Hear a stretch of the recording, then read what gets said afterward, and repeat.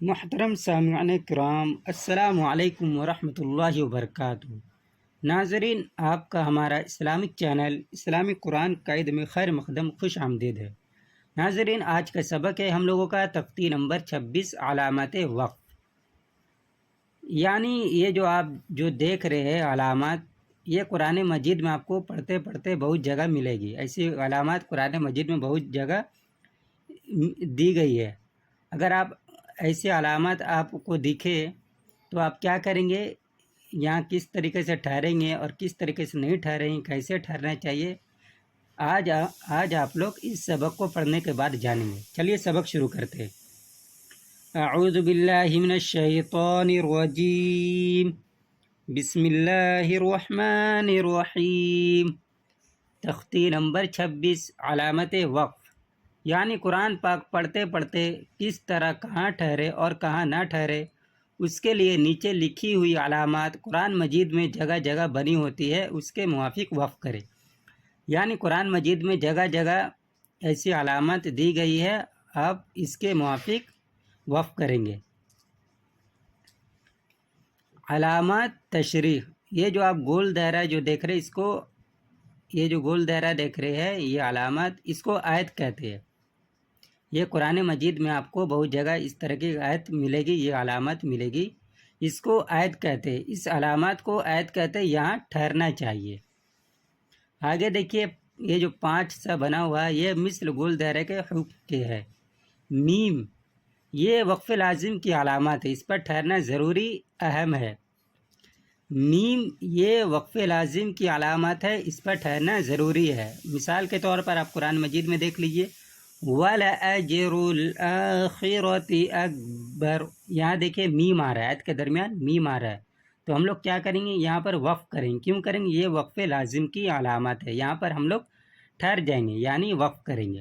وَلَأَجْرُ الْآخِرَةِ أَكْبَرُ لَوْ كَانُوا يَعْلَمُونَ، اس طریقے سے پڑھیں گے ناظرین۔ آگے دیکھیے، تو یہ وقف مطلق کی علامات ہے، اس پر ٹھہرنا چاہیے۔ جیم یہ وقف لازم کی علامات ہے، یہاں ٹھہرنا بہتر ہے۔ جیم یہ وقف لازم کی علامات ہے، یہاں ٹھہرنا بہتر ہے۔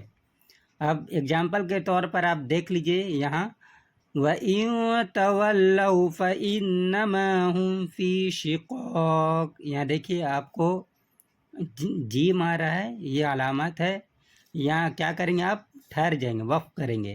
کیسے کریں گے؟ وَإِن تَوَلَّوْا فَإِنَّمَا هُمْ فِي شِقَاقٍ، کیوں؟ یہ وقف جائز کی علامت ہے، یہاں ٹھہرنا بہتر ہے۔ امید ہے کہ سمجھ گئے ہوں گے ناظرین آپ۔ آگے دیکھیے، زا یہاں ٹھہرنے کی اجازت دی گئی ہے، زا یہاں ٹھہرنے کی اجازت دی گئی ہے۔ صاد یہاں ضرورت کے وقت ٹھہر جائے تو رخصت ہے۔ قاف یہاں ٹھہرنے میں کوئی حرج نہیں ہے۔ کاف، کاف اس کا مطلب یہ ہے کہ پچھلی آیت میں جو علامت آ چکی ہے وہی یہاں بھی ہے۔ آگے دیکھیے، علامات تشریح، مع 3 نقطہ، یہ معانقہ کی علامات ہے۔ 2 جگہ 3 نقطے لکھے ہوتے ہیں، ان میں سے ایک جگہ ٹھہرے اور ایک جگہ ملا کر پڑھے۔ اگر آپ کو قرآن مجید میں اس طرح کی علامات دکھ رہی ہے تو آپ کیا کریں گے، 2 جگہ 3 نقطے لکھے ہوتے، ان میں سے ایک جگہ ٹھہرے اور ایک جگہ ملا کر پڑھے۔ قف یہاں ٹھہر جائے تو کوئی حرج نہیں ہے۔ قف یہاں ٹھہر جائے تو کوئی حرج نہیں ہے۔ مثال کے طور پر آپ قرآن مجید میں دیکھ لیجئے، یہاں فَذَكِّرْ إِنَّمَا أَنْتَ مُذَكِّرْ، فَذَكِّرْ یہاں پر وقف کر رہے ہیں نا، کیوں؟ یہاں ٹھہر جائے تو کوئی حرج نہیں، یہاں آپ ٹھہر سکتے ہیں۔ کیسے پڑھیں گے؟ فَذَكِّرْ إِنَّمَا أَنْتَ مُذَكِّرْ، اس طریقے سے پڑھیں گے ناظرین۔ امید ہے کہ آپ سمجھ گئے ہوں گے۔ آگے دیکھیے، صل یہاں بھی ٹھہر سکتے ہیں، صل یہاں بھی ٹھہر سکتے ہیں مگر نہ ٹھہرنا بہتر ہے۔ صلا یہاں ملا کر پڑھنا چاہیے۔ सोला यहाँ मिला कर पढ़ना चाहिए। अब मिसाल के तौर पर आप कुरान मजीद में देख लीजिए, ला तहमिलु रिज़्क़हा, ला तहमिलु रिज़्क़हा अल्लाहु यरज़ुक़ुहा, इस तरीके से पढ़ेंगे, आप मिला के पढ़ सकते हैं। लाम अलिफ ये अलामत कई ऐत पर होती है। लाम अलिफ ये अलामत कई ऐत पर होती है, यहाँ ठहरे या ना ठहरे मतलब नहीं बिगड़ता। और जहाँ इबारत के दरमियान ला हो वहाँ ना ठहरे वरना मतलब बिगड़ जाएगा। इसका क्या मतलब है? ये अलामत कई ऐत पर होती है, यहाँ ठहरे या ना ठहरे मतलब नहीं बिगड़ता। और जहाँ इबारत के दरमियान ला हो वहाँ ना ठहरे वरना मतलब बिगड़ जाएगा। अगर इबारत के दरमियान लाम आ रहा है तो वहाँ नहीं ठहरना चाहिए वरना मतलब बिगड़ जाएगा। अगर ऐत के ऊपर अगर लाम आ रहा है तो यहाँ आप ठहर सकते हैं। अब कुरान मजीद में एग्ज़ाम्पल के तौर पर आप देख लीजिए, मिसाल के तौर पर, युज़िल्लु बिही कसीरन व यहदी बिही कसीरा, यहाँ देख रहे आप ऐत के दरमियान लाम आ रहा, तो यहाँ पर ऐत, यहाँ पर वफ़ आप नहीं करेंगे। क्यों? यहाँ पर अगर आप वफ़ करेंगे तो माने बिगड़ सकता है, मतलब बिगड़ सकता है। इसलिए बेहतर है कि अगर ऐत के दरमियान अगर आपको लाम आ रहा है तो आप मिलाकर पढ़े, ये ज़्यादा बेहतर होगा। ऐसे पढ़ सकते हैं, युज़िल्लु बिही कसीरन व यहदी बिही कसीरा, इस तरीके से मिलाकर आप पढ़ सकते हैं। और अगर ऐत के ऊपर लाम और अगर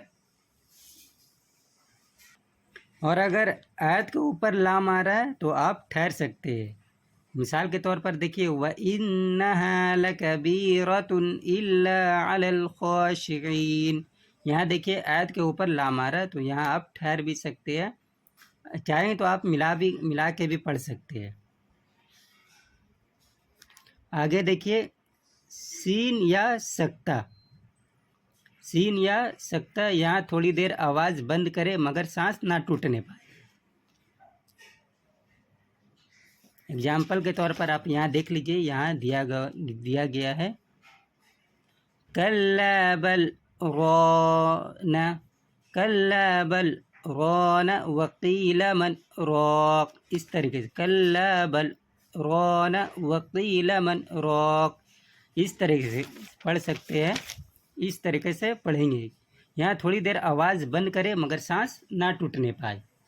वक्फ़ा, यहाँ सक्ता से ज़्यादा देर आवाज़ बंद करें और सांस ना टूटने पाए। वक्फ़ा, यहाँ सक्ता से ज़्यादा देर आवाज़ बंद करें और सांस ना टूटने पाए। यहाँ देखिए तख्ती नंबर 27 में आपको दिया गया है, वल्यतमत्तऊ फसौफ यअलमून, यहाँ देखिए सक्ता से ज़्यादा देर आवाज़ बंद करें मगर सांस ना टूटने पाए, मतलब यानी सांस नहीं टूटना चाहिए। वल्यतमत्तऊ फसौफ यअलमून, इस तरीके से पढ़ेंगे। यहाँ देखिए, जहाँ कहीं अलामत हो तो ऊपर वाली पर अमल बेहतर है। जहाँ कहीं अलामत हो तो ऊपर वाली पर अमल बेहतर है। दूसरा, ऐत के बीच में अगर सांस टूटे तो उस कलमा के आखिर हर्फ को साकिन करके सांस तोड़े, फिर कुछ पीछे से लौटाकर पढ़े। अगर आप कोई आयत पढ़ रहे हैं, लंबी आयत है और आप सांस तोड़ना चाह रहे हैं तो उस आयत के दरमियान आप सांस तोड़ सकते हैं, लेकिन जहाँ पर सांस तोड़ेंगे आप साकिन करेंगे, वहाँ पर साकिन करके सांस तोड़ेंगे, फिर पीछे से मिलाकर आप उस आयत को पूरा पढ़ेंगे। फिर पीछे से मिलाकर उस आयत को पूरा पढ़ के उस आयत को मुकम्मल करेंगे। नाज़रीन, उम्मीद है कि आप इस सबक को पढ़ने के बाद समझ गए होंगे अच्छे तरीके से इंशाअल्लाह। जब तक ले हमें अपने दुआ में याद रखें। अस्सलामु अलैकुम वरहमतुल्लाहि वबरकातुहू।